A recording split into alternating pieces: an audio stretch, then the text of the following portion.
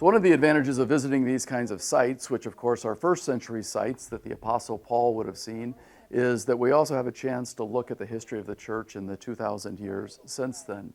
So when we come to the church in Ephasus, we're of course receiving the letter that John sent to the church at Ephasus in Revelation chapter 2, but we also recognize that that church building wasn't there for about 300 years. And so the church building at Ephesus is only there after the Emperor Constantine comes to the throne in 312, and then in 313 has the Edict of Milan, which allows for religious toleration. He doesn't make Christianity the official religion of the Roman Empire, but he does say that all religions will be tolerated, including Christianity. And so at that point, it's acceptable for Christians to kind of come out of hiding and to build buildings and then to be able to gather publicly. So when we're in a church building from the 3rd or 4th century, of course we're 300 or 400 years from when Paul was there, but we need to understand that if that church didn't meet and faithfully receive the teaching and the tradition from those who had come before them and faithfully pass it on to the generations that come after them,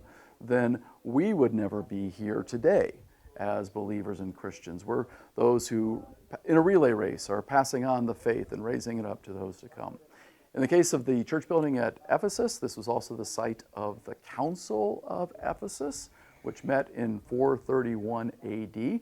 And again, in those centuries, in the 4th and 5th centuries, the church was working through a variety of theological issues, but it usually centered around who is Jesus and how are we supposed to rightly worship him.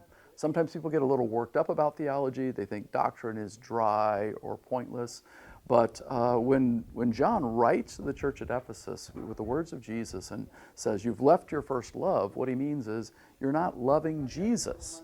And as we seek to understand Jesus and know him well, what we're trying to do is love him well. If you ask me about my wife and I say, I love her, but I can't tell you anything about her, or I say, I don't understand anything about her, you might begin to think, you don't really love her. So in order to love someone well, you need to understand them well.